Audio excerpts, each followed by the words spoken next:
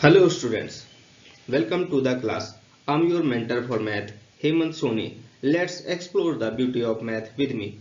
This class is going to be very interesting because I'm going to discuss a chapter Introduction to Trigonometry. From the exams point of view, this chapter is very important, and in the real life also there are many uses of trigonometry. So today our learning objectives will be introduction, trigonometric ratios, Pythagoras theorem, and at the end of the class we will do a word problem based on these two concepts. Okay. So if you want to find the depth of the river and you are on a boat, then how will you do this? And suppose you want to find height of the tree and you are standing on a ground, then how will you do it? Have you ever wondered how do we calculate heights of the mountains? Or if you are visiting to the Taj Mahal and you want to find height of the Taj Mahal without actually measuring it, and what length of ladder can be used to paint your balcony? Or suppose if there is a girl sitting here and there is a boy sitting on the temple and she want to know width of the river, then how will she do it? Well, all the answers are in the trigonometry. We can find out such heights, lengths or the distances by using the mathematical techniques of the trigonometry. So, talking about the trigonometry, let me tell you that trigonometry is derived from the Greek words tri, which means three, gon, which means sides, and metron, which means measure. So basically if we want to define the trigonometry, then trigonometry can be defined as that trigonometry is the study of relationships between sides and angles of a triangle. Okay. Our next heading is trigonometric ratios. So suppose if there is a right triangle, right angled at B, and we need to find trigonometric ratios for angle A, which is given as theta here. Okay. So let me read the definition for you, that some ratios of sides of a right triangle with respect to its acute angles are called trigonometric ratios. Okay. So here we will see for acute angle A, which is given as theta. Okay. So opposite side to the theta is known as perpendicular. We can see here that BC is perpendicular, which is opposite to the theta. Okay. And adjacent side to the angle, which is theta, is known as base, which is side AB. AB is shown as base and AC is showing the hypotenuse of the right angle triangle. Okay. So there are 6 trigonometric ratios defined for an acute angle of a right triangle. These trigonometric ratios are given as sine of theta, which is known as sine theta, cosine of theta, which is known as cos theta, tangent of theta, which is known as tan theta, cosangent of theta, which is known as cosec theta, secant of theta, which can be written as sec theta, and cotangent of theta, which is known as cot theta. Now let's understand how do we write these ratios. So ratio of BC upon AC is known as sin theta for the right angle triangle ABC, and cos theta it written as base upon hypotenuse. What is base? Base is AB and hypotenuse is AC. So we will write it here AB upon AC. Okay. And the next trigonometric ratio is tan theta, which is known as perpendicular upon base, for which we can write BC upon AB, because BC is perpendicular here and base is AB. Okay. Now moving to the next trigonometric ratios, which is cosec theta. Now cosec theta is the reciprocal of the sin theta. So we write for the cosec theta, we write hypotenuse upon perpendicular. Our hypotenuse is AC and perpendicular is BC. So we will write it here. Okay. Now moving to the next trigonometric ratios, which is sec theta. Sec theta is the reciprocal of cos theta. So we will write here base upon hypotenuse. What is our base? AB is our base and hypotenuse is AC. So we will write it here AB upon AC.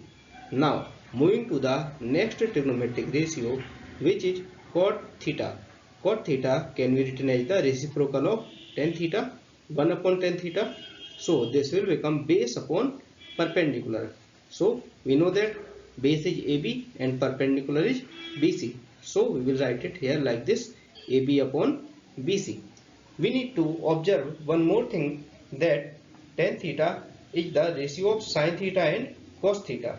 Okay, and similarly cot theta is the ratio of cos theta and sin theta. Now let's find out what is Pythagoras theorem. So Pythagoras theorem is given for a right angle triangle. Okay, and this theorem states that in a right angled triangle the square of hypotenuse is equal to the sum of square of other two sides.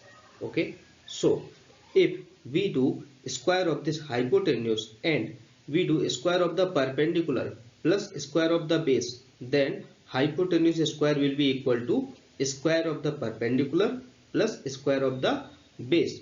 Now what is the use of Pythagoras theorem? If we are given perpendicular and base, then we can calculate hypotenuse with help of the Pythagoras theorem. Or if we are given hypotenuse and base, then we can calculate the perpendicular with help of this formula of Pythagoras theorem. Okay, so if we know any two sides, then we can calculate the third side of a right angle triangle with help of the Pythagoras theorem. This is why we are studying here Pythagoras theorem. Okay, now we will do a word problem. So our word problem is that it is given that tan A is equal to 4 upon 3. We are given a ratio 4 upon 3 and we need to find other trigonometric ratios for this triangle. So let me write that tan A is equal to 4 upon 3. Now if we compare tan A, then we can write this is perpendicular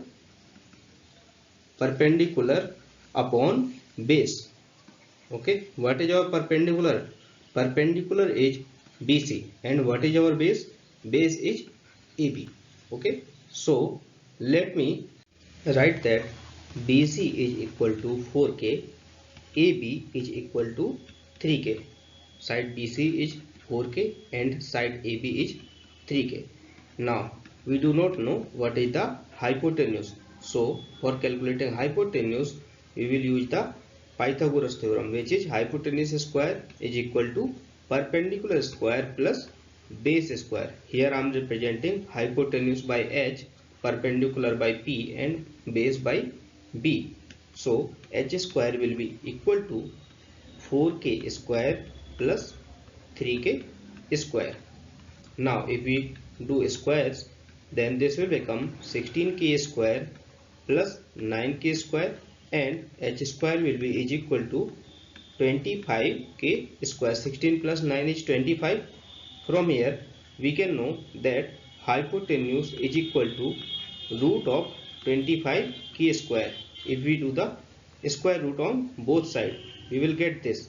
From here we can conclude that H is equal to 5K. Now we also have our hypotenuse, which is 5K. Now we can calculate trigonometric ratios very easily. We know that hypotenuse is 5K, perpendicular is 4K and base is 3K. So if you want to write sin A, then sin A will become perpendicular upon hypotenuse. Perpendicular is 4K, hypotenuse is 5K. So this will become 4 upon 5.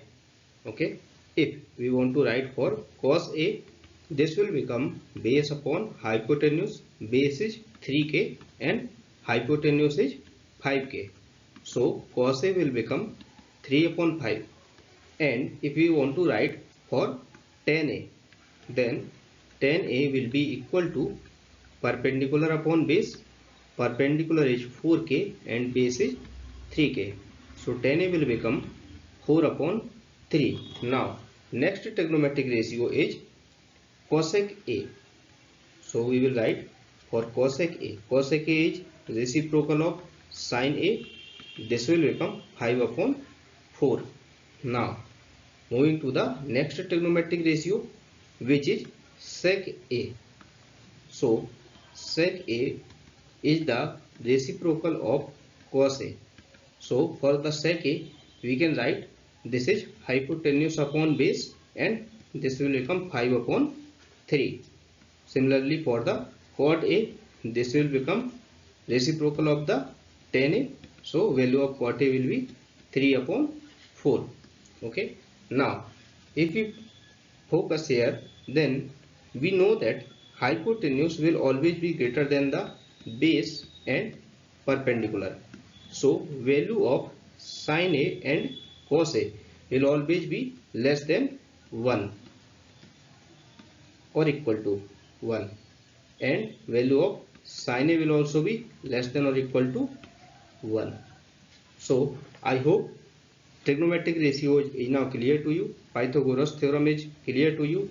You have basic understanding of the trigonometry and you also know the real life usage of the trigonometry. That's all for today's class. Thank you. Be curious, keep learning, keep growing.